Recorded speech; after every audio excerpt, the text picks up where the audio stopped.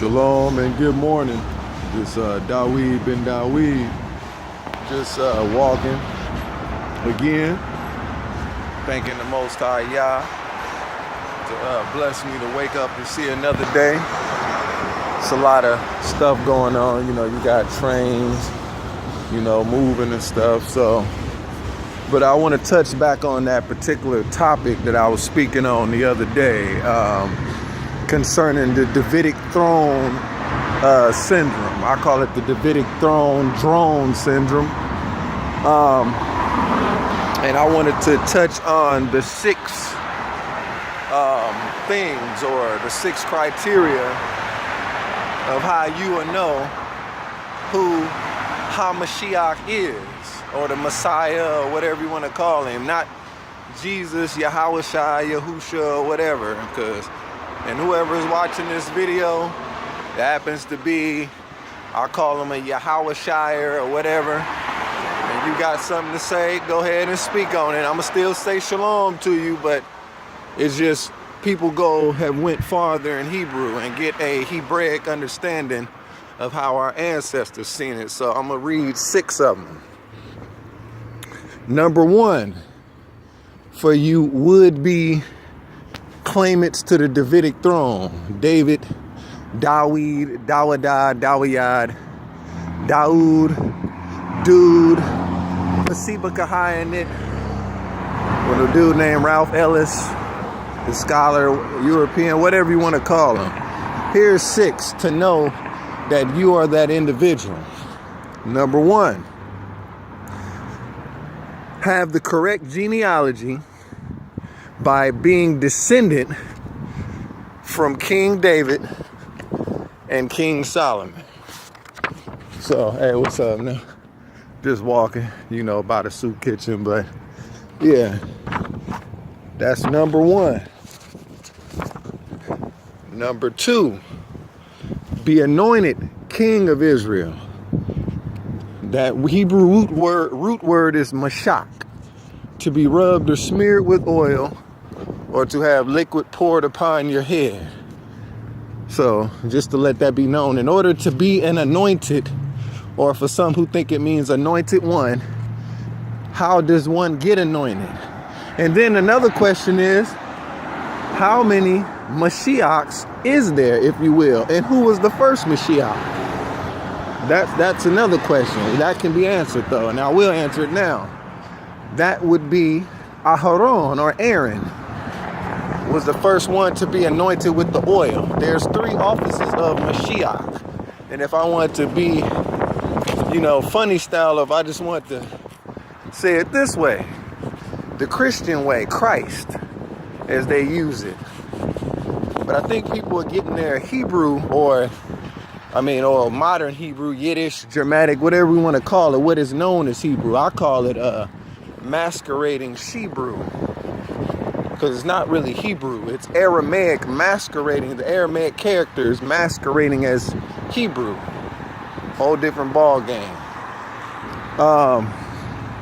The third one, they got to return the Israelite people back to the land, to Israel. Okay. The 4th one, rebuild the temple in Jerusalem, or Jerusalem. And I don't see that happening. I'm walking in the middle of Richmond now. People watching me, I'm making this video. I don't give a dang, because this is important. Again, this topic is dealing with the Davidic throne drone syndrome. Everybody want to be not a David, but they want to be the David to sit on the throne that the Most High said that will be forever.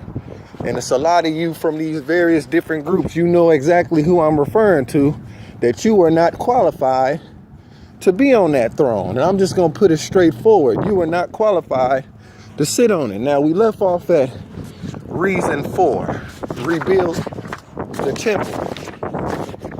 Evidently, we know that hasn't happened yet. And we're just now finding, or at least it's being put on YouTube, Rabbi Amariel, or known as Rabbi Mario, over there in the land of Israel, our land, is making it clear that what we call now Tel Arad, or Tel Arad, depending on how you pronounce it, tomato, is the real King David, or Melech Dawid, or Malak Dawiyad, or whatever, you know, where the real Jerusalem or Jerusalem is. The fifth one, bring peace to the world and end all war. Evidently, that hasn't happened yet and stuff. So it's a lot to be done. But still, this is in regards to the people who thinking that they that one that's going to sit on David's throne, and talking about the Most High Yah spoke to you and all of this, and now you making apologies. It's directed at one individual, but of many. This individual, I'm going to just call him, I ain't going to even say his name. I'll just say Dwayne.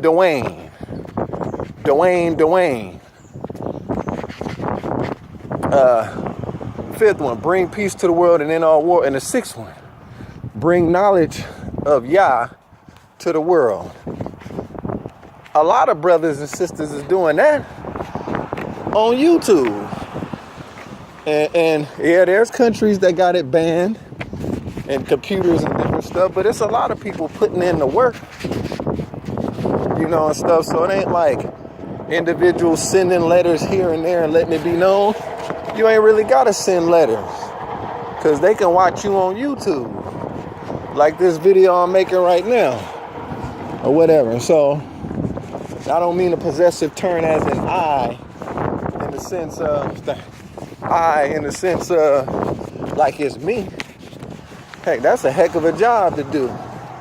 But I will play my position and do my part for whoever listening, though. So those are 6. You know, he got to have the correct genealogy.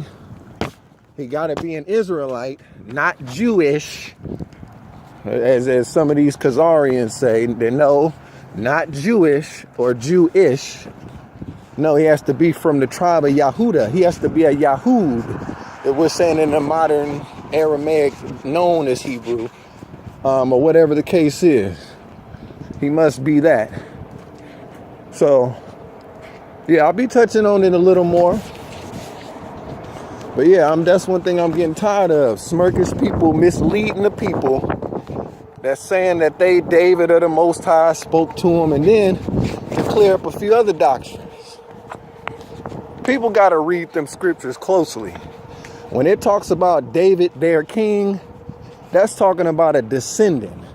Yeah, it may seem like it's referencing to the actual David, but other scriptures would prove otherwise to make that scripture more valid, to make it clear that it's a descendant. Because if you believe that, for some of you, then you can also believe that Yahweh, Jesus, or Yeshua, whoever, Yehoshua, Yahusha, whoever, can come back too. I'm not saying that the Most High isn't capable of doing that, because we all know he is. However, he's not a power or a man that he should lie. And the Most High don't change. We know that over there in Malachi 3 and 6. You know, and stuff. So people just better wake up, man, because people out there jaws and they lying, man. People be saying that they heard from Yah and all that. They lying. Most of them. And when you really look at the prophecies, the stuff gonna take place over there in Africa. Over there and stuff. Because a lot of these people, they want to be, they just wannabes. They ain't really fulfilling stuff. So start reading your scriptures closely, because this is for real. This is real serious. Because people will mislead you. And y'all better start taking a good look at not so much Matthew 24. You better start reading your Hebraic Constitution, aka the Torah.